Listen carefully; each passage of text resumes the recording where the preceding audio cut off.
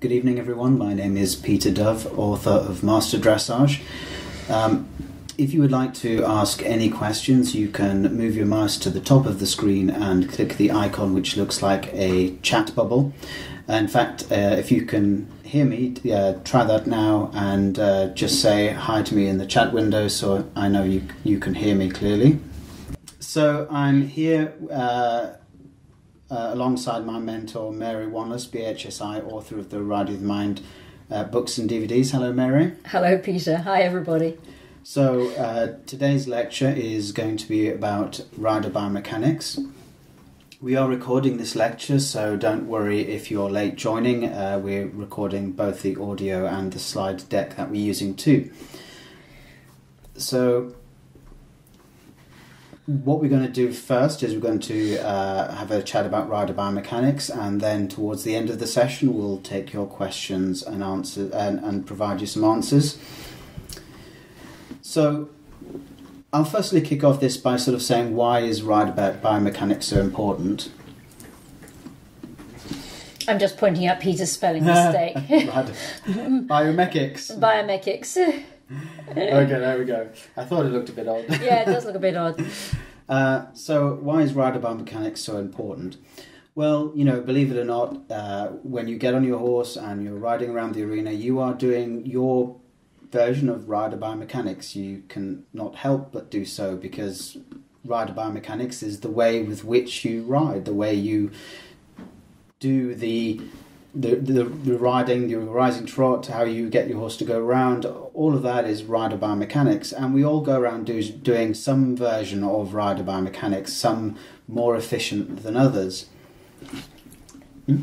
So I'm going to say here that my colleague Heather Blitz, who's one of the US team riders, she likes to say that the laws of biomechanics work on all riders in the same way that the laws of gravity works on all apples.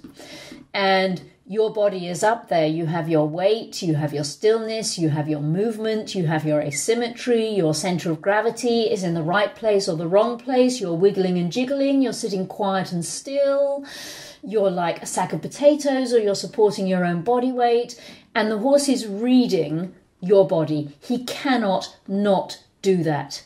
So whatever else you think you're doing to your horse, you actually cannot not influence, just by virtue of how your body is, where it is. So we like to say that riders have their thumbprint and they have their bum print. And the horse is reading your bum print in a way that he probably knows more about you than you know about yourself. Yeah, and that's how they communicate with each other, isn't it? So, you know, how... I've got a good question here. What percentage of my teaching is school movements and how much is rider biomechanics? Well, you know, when I see a person in front of me, they're usually coming for some help with their riding tests. You know, I do a lot of practice tests as well. So the big question I ask is, what would I fix first to get this person closer to a 10 for each of the movements that they're doing in dressage? So sometimes that's rider biomechanics. Sometimes that's how they understand the shapes that they're making, the requirements of the test, how much impulsion the horse may or may not have, and so on. And, you know, if it's their rider biomechanics, the how of what they're doing is interfering with, you know, getting closer to a 10, then I'll work on that as well. But, you know, in reality, most of it is rider biomechanics anyway. So when I teach somebody to do a better shaped circle, or to make a better transition, or to get more impulsion, we're explaining to them what they have to do with their body to make that happen. It's just they get the impression they're working on school movements, but there is always an element of rider biomechanics in it. I recently taught, actually it was yesterday, I did a whole series of lessons, and there was quite an interesting group of people to teach, and one of the ladies was very keen to get her horse going forward and had arranged it so that she was rising up and down, always very slightly almost ahead of the horse. You know, she was trying to speed the horse's legs up by doing that. And, I would say that a lot of people, when they get desperate, that's what happens. They start going up, down, up, down, up, down, up, down, up, down, up, down, almost like that could wind the horse up and make him go. Yeah. And what was interesting about that is it achieved actually the opposite of what the rider intended, and the horse's trot became more broken, kind of, the horse was not tracking up, it was just taking really short, quick steps. And, that affected its consistency to the contact, and it all looked a little bit brittle. And as soon as the rider started to develop a more smooth rising trot, I was explaining it to stay in the air a little bit longer, she was then able to apply the leg, and the horse really sort of smoothed out quite a lot. So even though that was a practice test, we worked on the rider biomechanics, or you could say we were working on getting the horse to track up. Depends which way you want to look at it. Another lady had an issue where the horse was inconsistent to the contact, but she was behind the vertical quite a bit and sort of sitting a bit too far back in the saddle, and it was keeping the horse's back that little bit flat. So we kind of corrected that, but also we taught her how to get the horse to reach more into the rein and to stretch. So even those two examples, quite a lot of that was rider biomechanics. But yes, some people come in front of me and do very bad circles and don't understand what it is that the judge is looking for. So I have a few questions for Mary. So Mary, you're known as the founder of the rider biomechanics movement, and you've been teaching in that field now for over 30 years. How did your teaching evolve?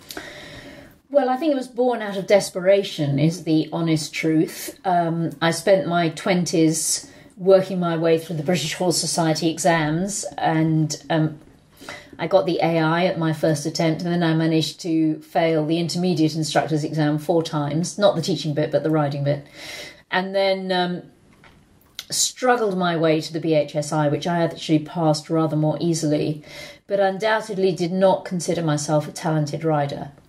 And after I got my eye, I went to work for a guy who was, I think, probably one of the much more skillful dressage riders in the UK. This was in the 1970s, the mid-1970s. And he really showed me what a rider could do with a horse, and really did a huge amount to teach me. He lunged me a lot. But it ended up that he said the same things over and over again, except when it didn't work, he said them louder. And in response to that, I tried to do it in the same way over and over again, and I tried to do it harder. Till in the end, I kind of gave up with myself, and he gave up teaching me. And it was desperately sad, really. We were like ships that passed in the night. And it didn't occur to me that if what I was doing wasn't earning me a good, maybe I should try and do something else. And it didn't occur to him that if the kid wasn't getting it, perhaps he should try and say it differently. So he gave me another brick wall to bash my head against in the process of showing me what a skillful rider could do with very average horses. And I couldn't do it well enough, and I was a bad case of burnout, really, and starting to lose the joy that I had in riding, and I quit. He drove me to giving up, is the honest truth. And I didn't ride or teach for about 6 months, and I was doing something that didn't pay very much. And when people started saying, come and give me a lesson, come and ride my horse, eventually I did it because I was bored and I was broke. And I no longer had anything to prove. I no longer wanted to be good. I just started noticing things. And it freed me to have what in Zen philosophy they would call a beginner's mind. And noticing things really began to develop my understanding. And maybe I should say in this too, I had previously done a degree in physics. I left my degree and went and worked with horses after I'd graduated. And being trained as a physicist gave me this mindset that there must be laws of cause and effect here. There must be things that make it work. If he can do it and I can't, there must be reasons. If I can do it on Monday and not on Tuesday, there must be reasons. And I'd spent all my years as a pupil going, there's something my teachers aren't telling me. There has to be something they're not telling me, and searching for what that something might be. And after I gave up, I really began to feel that I was figuring out that something. And everything that's happened since was built on that one initial breakthrough. And it has become, over 30 years of evolution, I think quite a comprehensive understanding of how the rider affects the horse and the horse affects the rider just by being one body in contact with another body. So, for the readers of Master Dressage, what would you say would be the one skill a person, could learn about rider biomechanics that would make the biggest difference? I think the bottom line is the rider's ability to match the forces of the horse's movement. So, in trot, you're sitting on this thing that goes boing, boing, boing at 8 miles an hour. And the question is, are you just joggled about by that trot? Can you match the forces of that trot? So an analogy would be, supposing you were sitting on a gym ball, or one of those kids, in the UK we call them space hoppers, in the US they're called hippity hops, a ball that a kid would bounce along on that has 2 little handles. And if you were bouncing along on one of those balls, it's a bit like bouncing on a pogo stick, actually. And you have to be proactive to bounce on the ball or the pogo stick and keep bouncing and keep you on the ball and the ball under you. And if you just sat there without being proactive in terms of what you were doing with your muscles, what would happen is the ball would bounce away from you and you'd fall off the back. And what would happen to a lot of riders is almost like the ball or the horse would bounce away from them and they'd fall off the back, except they wouldn't because they've got reins. Very convenient. So having reins to hold on to kind of gives you the illusion that you're sort of there with it, but actually you're not. And being able to bounce with the horse in the same way that you bounce with that hippity hop or space hopper means that you are within your body matching the forces that the horse's movement puts onto your body. And if you could do that, you could ride along going, look, no hands. And if you can't do that, you're dependent on a pull on the reins. And then you're riding your horse from front to back, even though you didn't mean to. You might know that you want to learn the skill of riding your horse from the back to the front, but thinking of it as matching the forces, I think makes it a little clearer about what's actually required on that. I think one of the litmus tests you use when you're looking at people is you ask, what would happen if I cut the reins? Yes. So if I look at horse and rider combination, one of the first things I ask myself is, what would happen to this rider if we cut the reins? Would she topple backwards? Does she require the reins to be there? Or is she actually independent of the reins in the way that she sits there? So I think, so that's kind of like a physical skill. What about a mental skill? So I think the number one mental skill really would be focus. The ability to notice in each successive moment what's happening in your body and the horse's body and the interaction between the pair of you. And learning to pay attention, learning what your brain should be noticing is a big skill up there. I will never forget one of my very dear friends and colleagues, Sandy Howard, who's a rider who lived in California. She died 2 years ago. She lived in California and she was on the US Dressage team back in the early 1980s. And I'd been coaching Sandy for about 5 years. This was in the 90s, before she looked at me one day and said, I've just realised I need to teach riders to pay attention. I thought everybody paid attention just like I do. And riders could be off with the fairies, thinking about all sorts of things that are not the relevant things. And part of my job as a coach, I think, is to really teach somebody to pay attention, and also within that, to teach them what to pay attention to. And that little phrase, in the moment, says it very well, because most riders check in every now and again and then they check out, and whatever's happening in their brain is not what it needs to be. Good riders are noticing in each moment. It could be like listening to a piece of music. You don't notice and listen to every sixth note or every third bar. You hear every note as that piece of music unfolds. And in riding, it's like feeling every moment as that piece of music unfolds. And you know, my experience of paying attention, it really is, you know, moment to moment. You know, you feel each leg move, you're paying attention to that feeling, and whatever it is that you're working on, it's, you know, and I've seen riders kind of, I don't know, check in every quarter circle maybe, or worse than that, as to what's happening. That's not the way that most people are doing it. It's certainly what skilled riders are doing it, but very often, like my friend Sandy, they have no idea of how their brain is operating so differently to the average rider. And then, of course, when it comes to a test itself, most people get neurotic in the warm-up, going, oh my God, she's watching me, oh my God, he's watching me, oh my God, she's better than me, oh my God, my horse, oh my God, this, oh my God, that. So they're losing that focus, and then they get in front of the arena and the judge is they get in the arena and the judge is watching them, and they have to know where they are, where they're going, how they're influencing their horse. And there's a huge amount that your brain needs to be noticing and dealing with, where most people are going, wah! And needing to be focused more, but often losing focus. And, I think that's how smooth a test you do, how fluid your test is, how accurate your test is, comes down to that, how small a level of time of focus you've got. Because, if you're only checking in every couple of strides or longer than that as to what's happening to you and the horse, the horse has already fallen out on the circle, is already going out through its shoulder, it is already losing impulsion before you realise that's actually happening.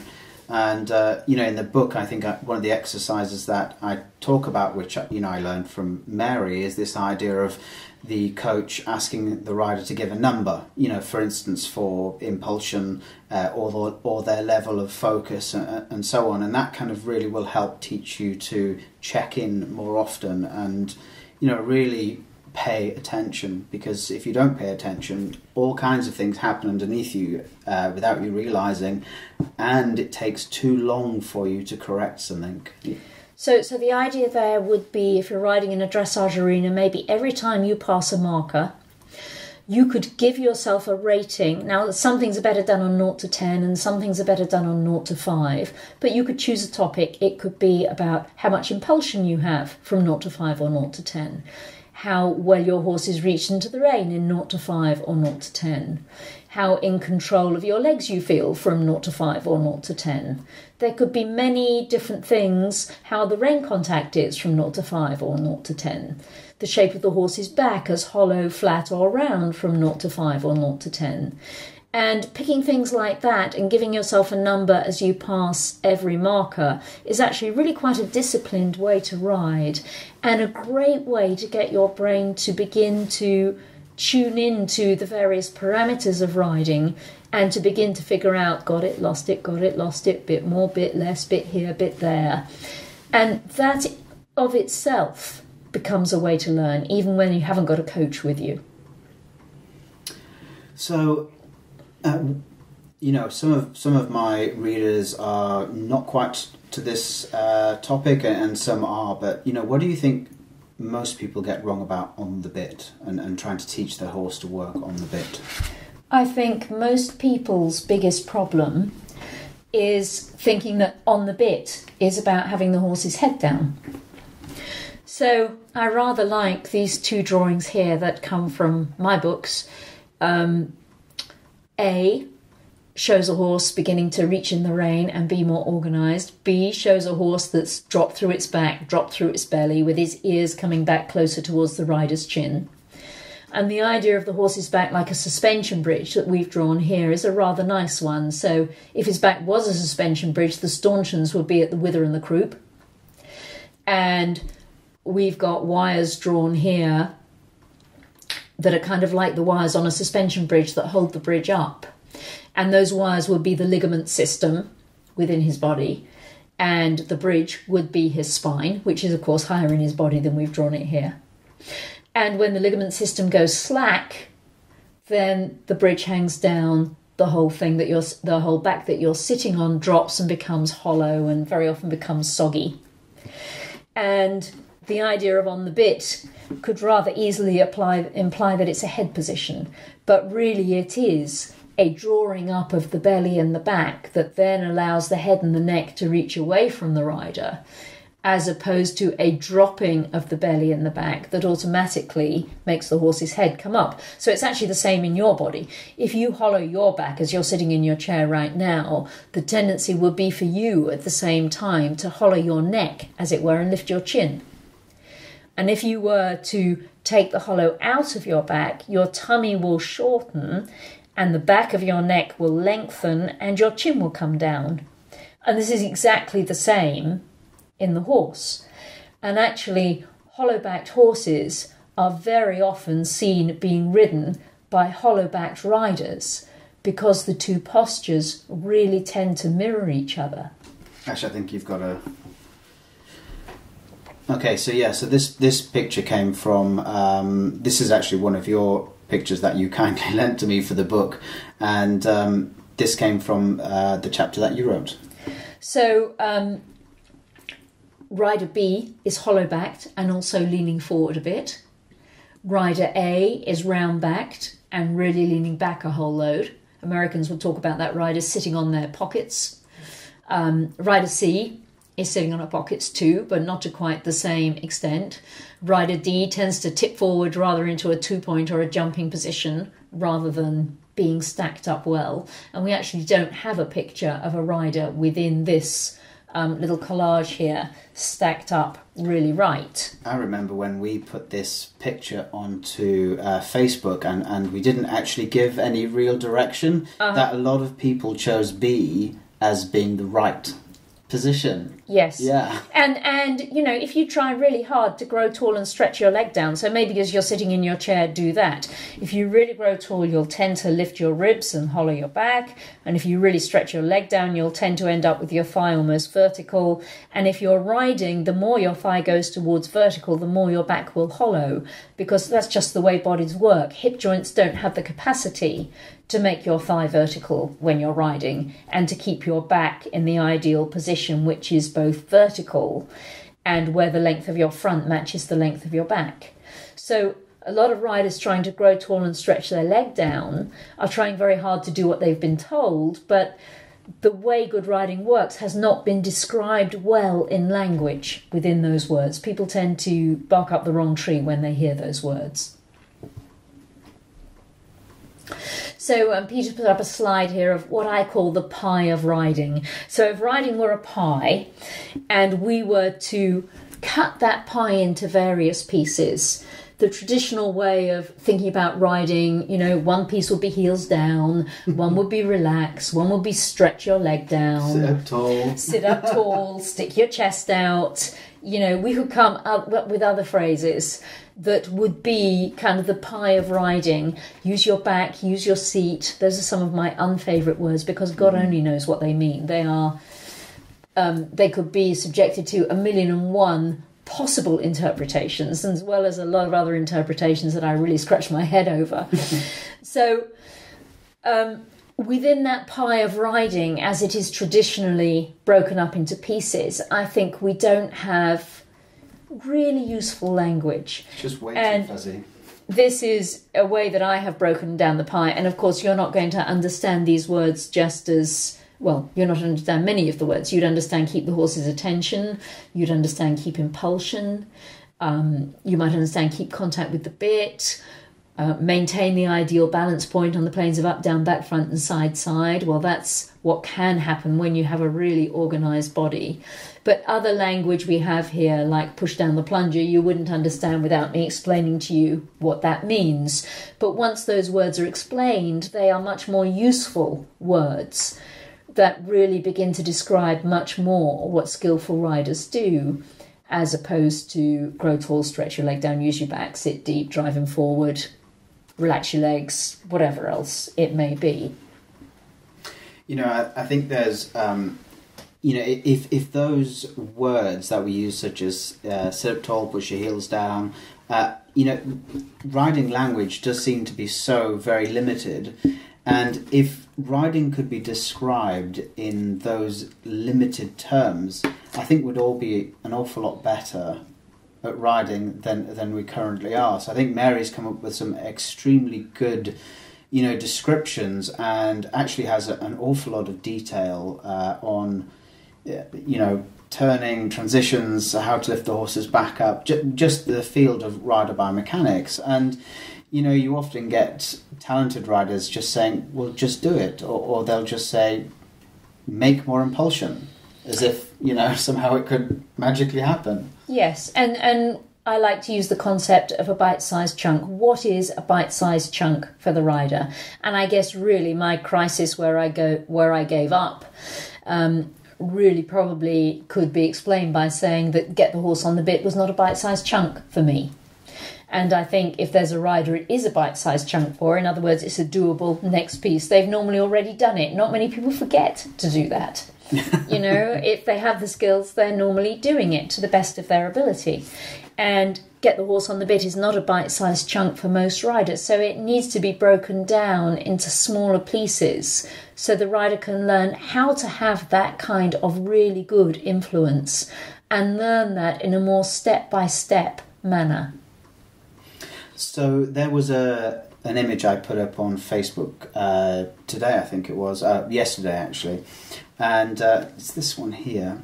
And, you know, this is actually really one of my favourites because on the left-hand side you have quite a sort of stressful-looking image here, the rider being sort of taken off with and the horse, you know, really sort of head up high. And then a really sort of fairly benign-looking photograph on the right. And it was interesting. I had one person say that the right is how the contact should be. And, you know, I was able to sort of point out that that's just because it looks such a benign photograph, but they're actually both the same system. Yes. So, I mean, the one on the right, you could say, if we ask the equivalent question, what would happen if we cut the reins to the one on the left? Well, obviously there'd be a problem, wouldn't there, if we cut the reins? And with drawing B, there'd be a problem here if these guys just unjoined their hands. They're a system that's dependent on each other as a counterbalance. And system A is the same. The rider and the horse are a counterbalance. So we often call this the water ski motorboat scenario. So the more the rider leans back and holds onto the reins and pushes into the stirrups as if she's a water skier, the more the horse reacts like a motorboat. So this is actually the opposite of matching the forces. This is the rider absolutely not matching the forces. This is the rider being towed along by a water skier, pushing in the stirrups, pulling on the reins, really in deep trouble. And we would like the rider to be able to sit there in her own balance without needing that counterbalance of the reins. And the paradoxical thing about this rider might be up there thinking she's essentially saying, whoa, whoa, whoa, whoa, whoa. But biomechanically, she's really not doing that at all. If you imagine it equivalent to somebody's stood on a little rug and somebody pulls the rug out from under her feet and the rug's on a polished floor. So the more the person on the rug leans back, the more the rug on the polished floor goes out from underneath her.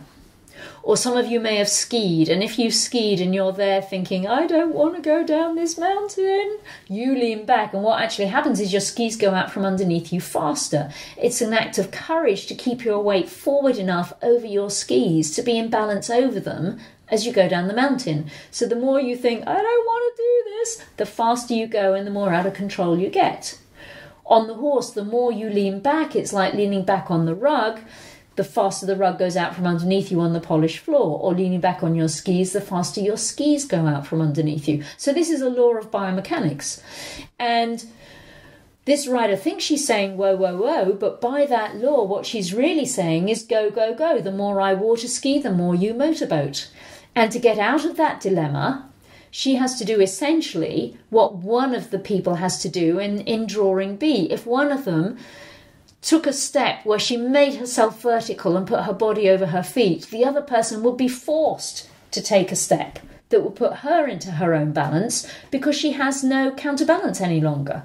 The two are dependent on each other. So if you think of in drawing B, one of them could be pretending to be the rider and one of them could be pretending to be the horse, and the one pretending to be the rider could go, this damn horse won't stop pulling, he ought to know by now. And the one who's pretending to be the horse just has to keep pulling. There is no choice. And the one who's the rider is the only one who can make the choice to go, right, I'm going to get my body over my feet, take a step back with my feet, bring my shoulders forward, make myself vertical, and get my own balance. And then there's a chance that the other person, alias the horse, will get too in his own balance. And although this picture on the left-hand side is, an extreme version, even if the rider is pulling a little bit or a little bit behind the vertical, this affects the horse,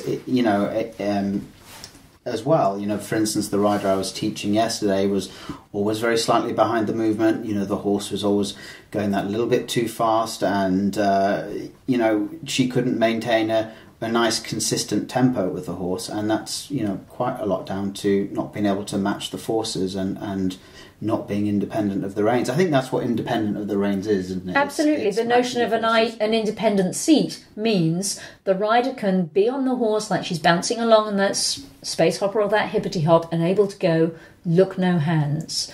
So, you know, being able to match the forces, being able to get yourself independently in your own balance is a huge skill. And it's a huge skill that is not well recognised or understood or taught. I mean, if within the riding culture people understood the water ski motorboat dynamic, that of itself would make a big difference. It doesn't automatically mean they would have the skills to get out of that, but just knowing that it exists makes a difference to how you think about riding and how you think about the challenges you're facing. Mm. You know, and the other thing I hear a lot about in riding, you know, matching the forces actually requires some level of muscle tone, which is, you know, the antithesis of the whole relax. Yes. You know, the rider just sitting there hearing relax, relax, just relax, gets too passive and gets too kind of and that rider, it might work if the horse is willing to just kind of act like a mobile armchair, but relax is the kiss of death, really. Either your mobile armchair will go really slowly, or you're trying to relax on a motorboat horse and you'll end up being the water skier even though you didn't mean to be. It's very proactive, that hopping along on the space hopper or the hippity hop. It's a huge athletic muscular demand that until now has been very poorly understood. And the idea of core strength appearing within the horse world is very good. But you need to know how to engage your core and what that takes once you're up there on the horse. Yeah, I mean, you just watch Carl Hester riding. You know, there's plenty of videos out there watching him ride. You just see his thigh against the saddle. It looks solid. He's in place. You know, he's hardly sort of moving around. He just looks kind of like glommed on there. So, you know, quite possibly it was all these male instructors going, just sit there. Well, there's a big difference between male and female bodies that is not recognised enough within the riding culture. And of course, the history of riding is predominantly male from the army and men teaching men. And men can be so strong that actually they need to let go somewhat. And one of the ways we talk about this is about the texture of the body and the texture of the muscles. So the idea of muscle tone is really about the texture of the muscles. And men have on average 35% higher muscle tone than women. So whereas, you know, the average woman, her muscles might be a bit like jelly, or in America you'd say jello. And the average guy, his muscles will be more like putty. You know, if you think of if you'd worked putty a little bit between your fingers, it would have that slightly mouldable but basically pretty solidly there consistency. Cold putty would be too hard. And we often look at a rider and kind of go, if this rider's skin was a bag, what would she be full of? And you're looking for that consistency of putty, and that's what you're saying when you look at Carl Hester. He looks just globbed on. Yeah. But if you're like jello or something much softer, and somebody tells you to relax, you're going to get even more jelly-like. And this was one of the deals that really drove me to giving up. And my teacher kind of understood putty. He said the rider should look like a hunk of raw meat or putty that's been thrown onto the saddle from sort of up and back a bit. And then in the next word, he'd say to me, relax. And I was trying to be like putty by relaxing. Well, I needed to become like putty by firming up more, because I was way too blubbity, soggy, like a load of damp noodles, and not solid and firmly packed enough. And this is true of many, many women, and it is not understood within mainstream thinking. So if you happen to pop out of the womb with just the right texture in your muscles, you're a very lucky person. And if you didn't, then learning to make that texture is a part of the learning challenge that faces you as a rider wanting to increase your skills. Okay, so we've got, we're going to show you a before and after photograph and analyse that a little bit. And to not kind of surprise you, I'm going to ask you now to click on the chat icon at the top and let us know what questions you've got either to myself or to Mary, and we'll answer them after we've had a look at the photograph. Okay. Yeah, so this was a rider that I taught in a clinic. In fact, I've taught a number of times since then. And this was the first time I met her. And she could be growing quite tall. And you can see her back is rather hollow. And her chest is more up than it should be. And the line of her thigh is actually more vertical than would be ideal. And you can see how her horse is pretty hollow back. Its ears are coming back towards her chin. And in fact, you can see there's not a lot of muscle in this horse's neck. And this is quite a remedial mare. I'm not sure what she'd done before this rider got her. But, you know, there's been quite a learning challenge with this horse. But this would be just the archetypal example of the rider is hollow, the horse is hollow. Mm. And in actual fact, one of the things I've been saying in the book is the horse develops its muscle structure to support exactly what the rider is training it and doing it. So in fact, if the horse kept going like this, it makes it even harder over time to change the horse. Absolutely. I mean, all of us get fit for what we're actually doing, not what we wish we were doing or we ought to be doing, but what we're actually doing. So the horse could be training the muscles under its neck and training dropping its back and training letting go with its tummy muscles really well. So this was later on in the first lesson, and this was this rider's first or second lesson. And you can see that her chest is much more down. Her thigh is more out in front of her. So I like to put the rider's thigh, so her thigh bone, which would lie in the middle of her thigh, kind of along the line I'm moving the arrow on here, is at about 45 degrees, which is halfway between horizontal and vertical. And this rider's leaning forward a little bit more than you'd ideally like to see, but this is what her body can do right now. And you can see how much difference this has made to her horse. So whilst there's more reaching in the rein to go, and I wish I'd take a photo actually of this horse last time I saw it, because it's a really different shape now and a very much happier camper. And in this photo, whilst the rider should be leaning forward at some, you know, to some degree at this point, coming down into the sit phase of rising trot, you can see that the length of her back and the length of her front are pretty much the same. If we go back to the first photo and you look at the length of her front versus the length of her back, you can see that her front is longer than her back, and in the same way the horse's underneath is much longer than the horse's top line. In that way they're being a mirror for each other. And that thigh is pretty vertical. And her thigh is pretty vertical, yeah. Yes. So her foot had come a bit more back underneath her as it needed to be, but she still has a lot of weight in her stirrups and her thigh much more vertical.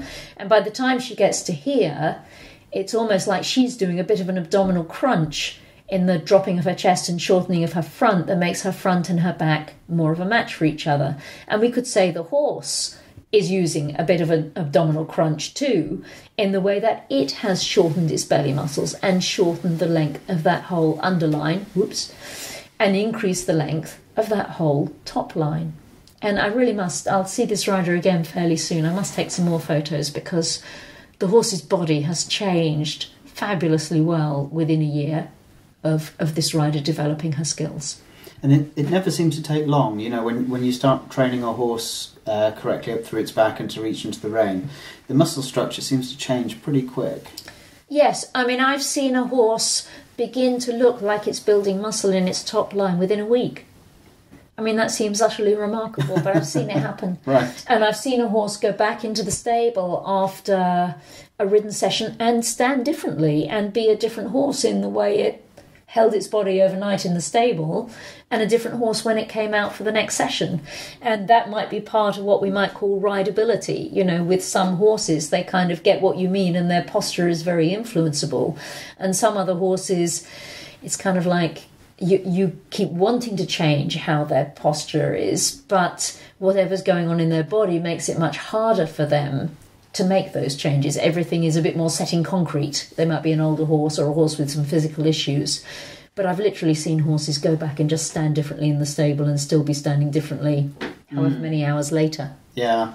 You know, there's one of the things I was saying last week in the webinar is, you know, the skill of a rider, or perhaps actually the responsibility of the rider, is to learn an awful lot more than just about being on top. Because, you know, sometimes we can get a horse to do what we want on top, but sometimes the horse just doesn't even think of giving you that particular response. And this is why in the book, you know, I wrote a whole section on fallback points. You know, if you're not able to influence the horse to do what you want in this way, then, you know, there's lots of other different ways you can do it. But in the end, as a rider, your job's to get that right feel, that right way of going into the horse by hook or by crook. Well, maybe not by crook, you know what I mean? Yes, well, you want the horse to begin to understand consciously what it is you're looking for. And I think we often think that the horse does know what we're looking for and what's good and what's right, when the horse doesn't know at all. So we want him to consciously understand that this is the right thing, and we want him to be able to develop his body within that pattern. And riders are very often shocked when they get to ride. I mean, this rider here, I think, went, but I feel like I'm bent double. My chest is really down. You can't really mean this. This feels so weird. And our horse could be going, this feels so weird. My back is so different. My neck is so different. What the heck is going on here? And, of course, I can say to the rider, yes, that's the feeling we're looking for. And you want to be able to, as the rider, say to your horse, yes, that's the feeling we're looking for. Good boy, scratch his neck. And to have him get it. And some horses are way quicker on that than others. I think if we don't have those kind of tools in our toolkit, we become like that worst instructor that just shouts at you, you know, what's wrong with you? You know, are you stupid? Just do it. Yeah, not quite that easy, is it? So we've got a question here from Shirley. When using psht or grr to bear down when off horse, I can really feel what's happening in my body. Once I get on the horse, they don't have the same impact. Any suggestions will be very welcome. Well, I think we have to back up a stage here and talk about why Shirley's going psht or grr. So we talked earlier about core strength, and at least the idea of engaging your core is becoming part of the riding lexicon, but not really in a way that people understand how to do that. So I am going to show you now how to do that, and then that will make Shirley's comment more clear to you. And I want you to put one hand on your front under your sternum, and on the same level of your back, I want you to put your thumb on one side of your spine and your fingers on the other. And I want you to make a pressure with your hands against your skin. And then I want you to clear your throat and go and with any luck, when you do that, you will feel your muscles push out against your hand. So as you go, your muscles firm up. So within that, you're feeling a firmer muscle. And this is rather what we talked about with tone than you feel if you just let your body be neutral. So do it again, feel your muscles firm up. Then put your hands on your sides between your ribs and your hips. Put a bit of pressure on there. So don't just rest your hands, put some pressure, and then go then. And your sides should push out against your hands. And now you're going to put your fingers on your body at your bikini line level. Put a bit of pressure there with your fingers and go oh, that made me burp. And when you do that, you should feel your insides push against your hands. So I actually should have started by saying to you that you need to be sitting in a way that makes you neutral. So we're going to do this again in a minute. So to find what's called neutral spine, you need to be sitting in a way that makes the length of your front match the length of your back. Now, when people are on horses, they very often do what our rider was doing in this first photograph, where the length of her front is longer. When people sit in chairs, they tend to slouch and make the length of their back longer.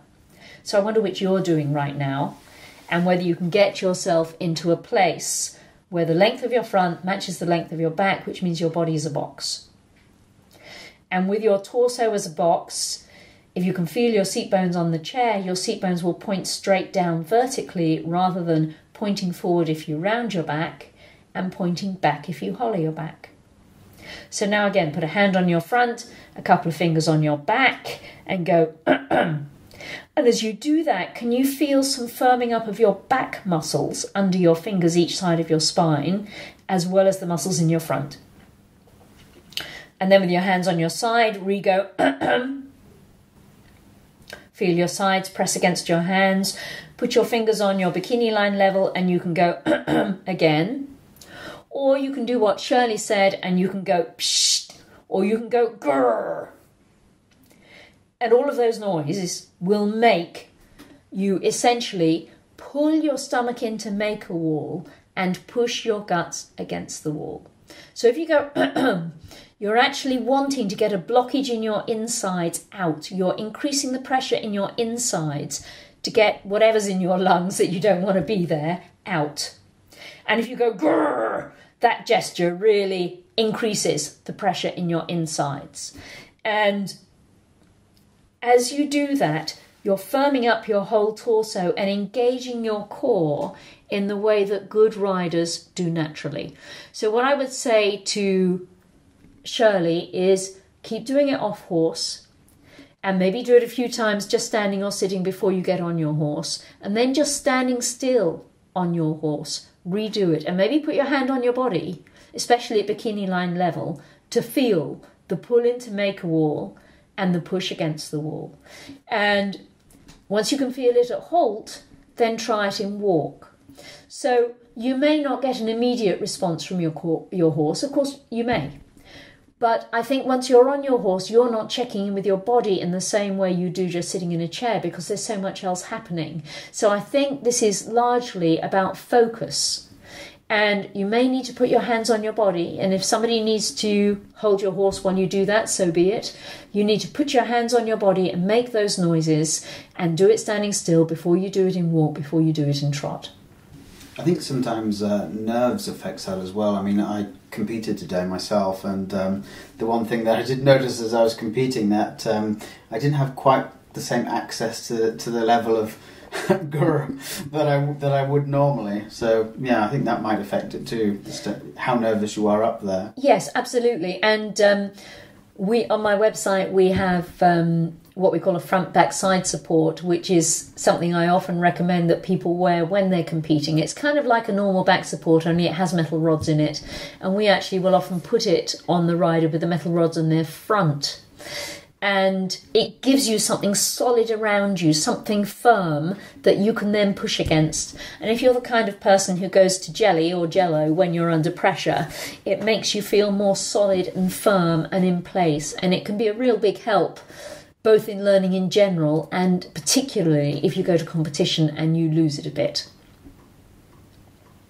So this is quite an interesting question. I fall out through my right side and I find it very hard to push weight through to my left. Are there any exercises to help?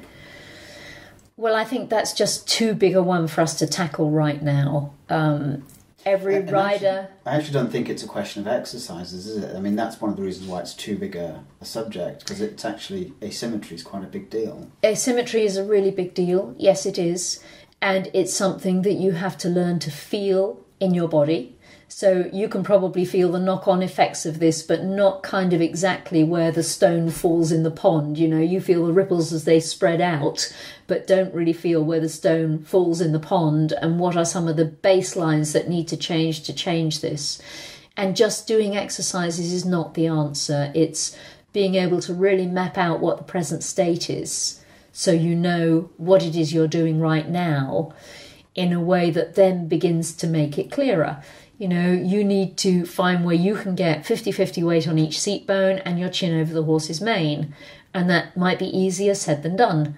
And I'm going to be doing a series of webinars later on this summer, which we're going to call Steering Straightness and Sideways.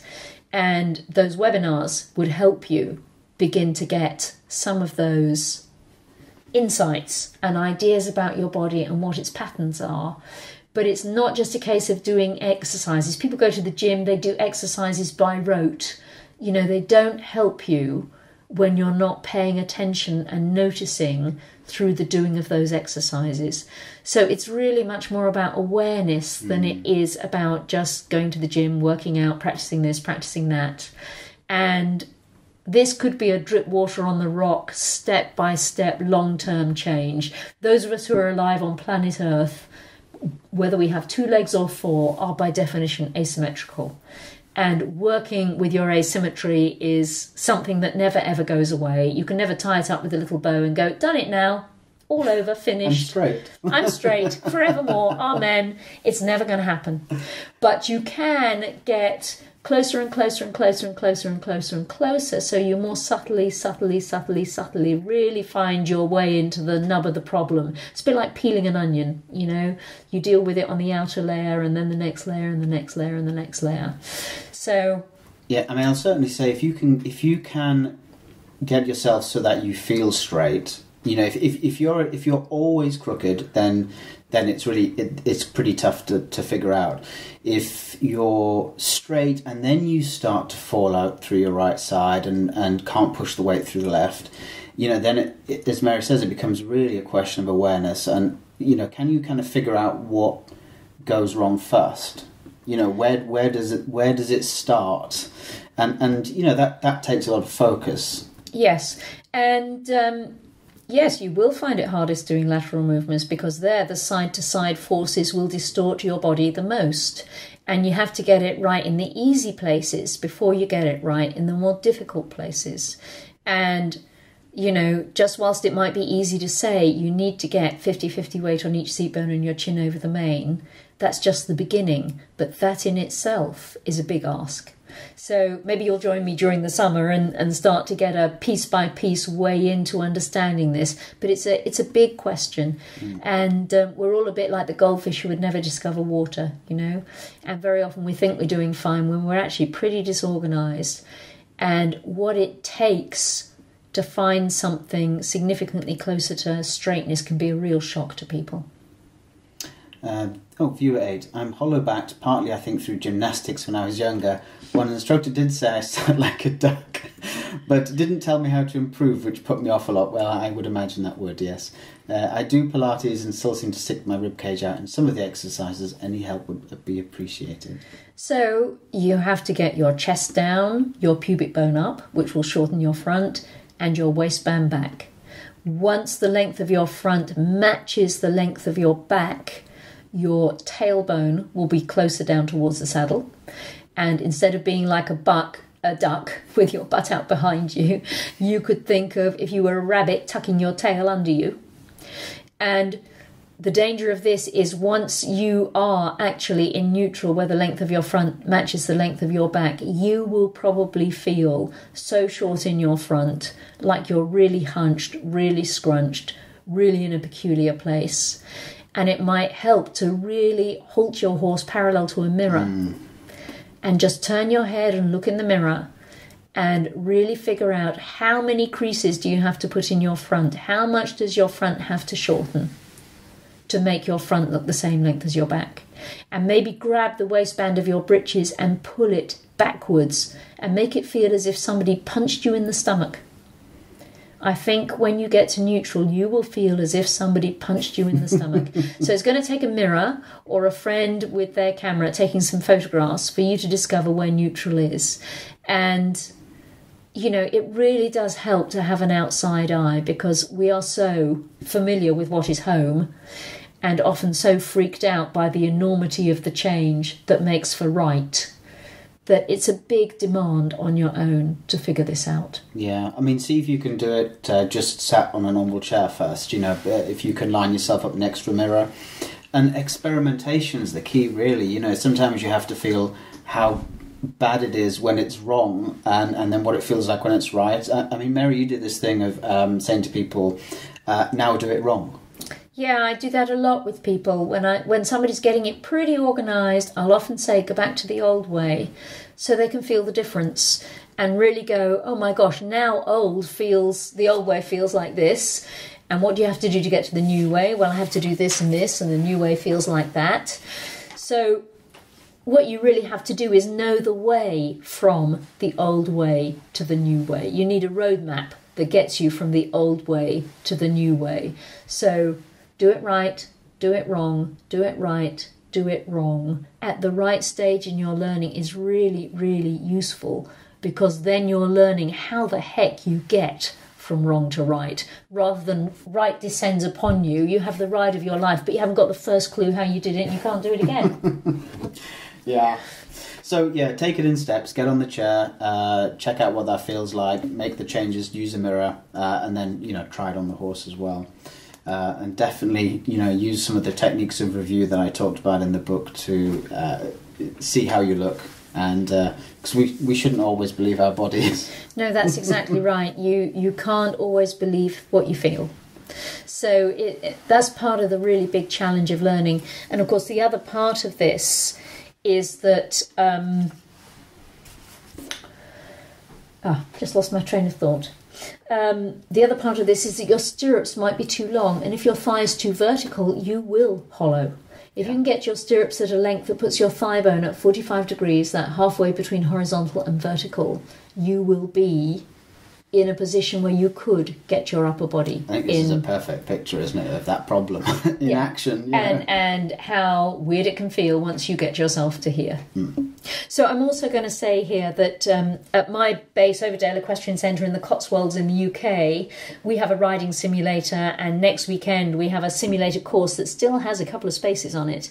And information at that is at overdale-equestrian.co.uk, and the simulator is wonderful because it just takes away a whole load of the variables of being on a ridden live horse that doesn't necessarily go at the speed you want in the place that you want. So figuring out these things. Okay, all right.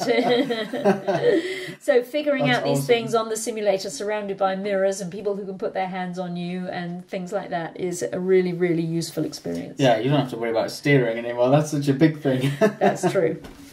Great. Okay, so thank you very much, everyone, for attending. We'll be doing another webinar next week, and I'll email you all and let you know what the subject will be. I hope you enjoyed that. So it's goodbye from me. And goodbye from me. And this was fun. Thank you for coming.